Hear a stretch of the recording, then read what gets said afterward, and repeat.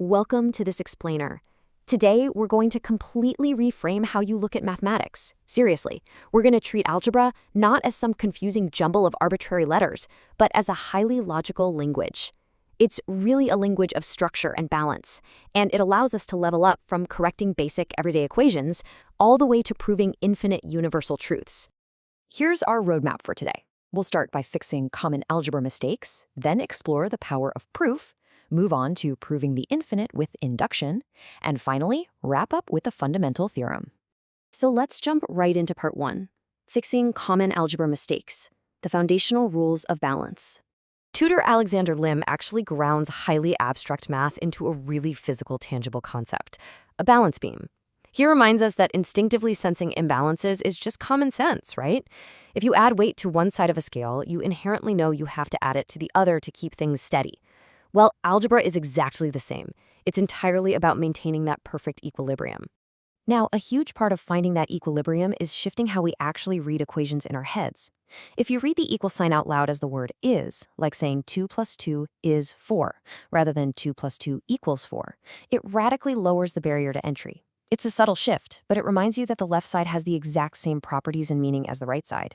It builds your confidence early on just by framing the equation as a simple statement of fact.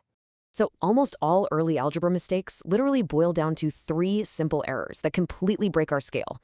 First up, arithmetic errors. Like a broken gear subtracting wrong in step 1, this will carry through and poison every single subsequent step.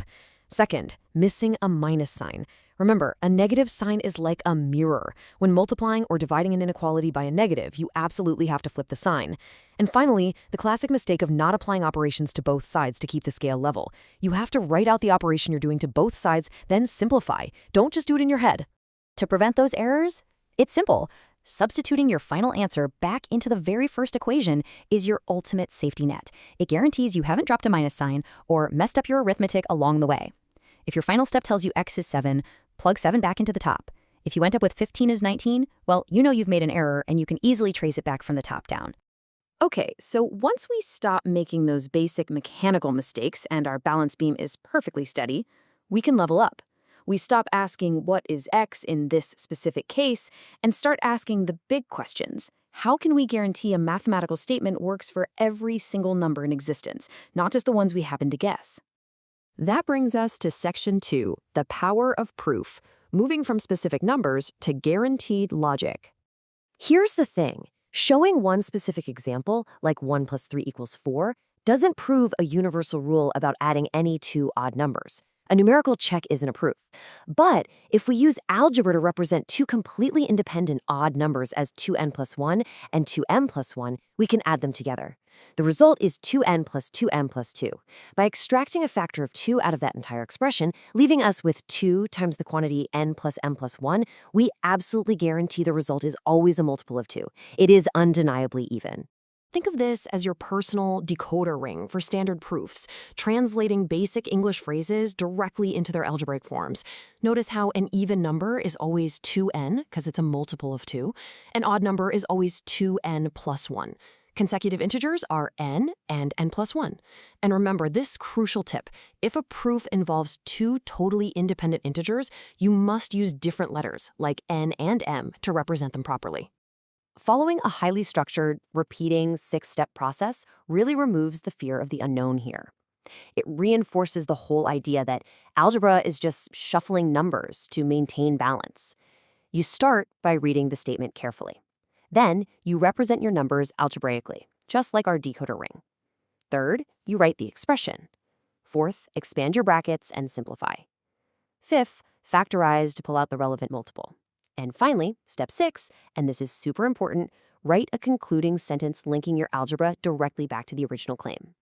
Section 3, proving the infinite through induction. Scaling logic to infinity. Mathematician Keith Conrad describes mathematical induction as spiraling reasoning, and it's a real game changer. It allows us to definitively prove massive identities without having to check every single number in the universe, which, let's face it, would be impossible. It's essentially a way to organize infinitely many statements into a definite order and prove them all in one fell swoop. It's like an unbreakable staircase made of 3 components. First, you prove the base case, usually showing the equation works when n equals 1. Then you make the inductive hypothesis, assuming it works for an arbitrary number, k. Finally, the inductive step uses that assumption to algebraically prove it must also work for k plus 1. Basically, if it works for k, it has to work for the step right after it. Think of mathematical induction as the ultimate chain reaction, kind of like falling dominoes. By proving the base case, you tip the very first domino. By proving the inductive step, you ensure that the spacing between every single domino is completely perfect. That means if one falls, the next one inevitably goes down. The chain reaction goes on forever, proving the formula for every positive integer to infinity. Finally, Section 4, the fundamental theorem, the absolute pinnacle of algebraic understanding. This theorem reveals a profound, ultimate mathematical truth. It states that every polynomial equation formed over C can always be solved over C, meaning any non-constant complex polynomial function has at least one root. If we only use normal real numbers, simple equations like x squared plus 1 equals 0 are actually impossible to solve. But if you use C, the set of complex numbers, every single non-constant polynomial will always have at least one solution. It will vanish in at least one place. 1799. That's the year the eminent mathematician Carl Gauss published one of the very first proofs of this theorem in his doctoral thesis. And since then, mathematicians have discovered dozens of ways to prove it, crossing over into entirely different fields like real analysis, topology, and abstract algebra. One of the most elegant proofs for this actually relies on continuous functions and calculus. By utilizing the extreme value theorem on a closed disk, mathematicians can prove that a continuous function must attain a minimum value.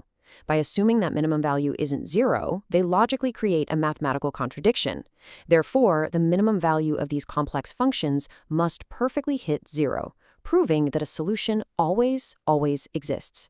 So from correcting a dropped minus sign, to extracting factors, to tipping infinite dominoes, to mapping complex analytical roots, we've seen that math really isn't a messy puzzle to be feared. It's a highly structured, perfectly balanced language. By critically trusting your confidence and learning the grammar of this language, the only question left is, what incredible, infinite truths will you decode next?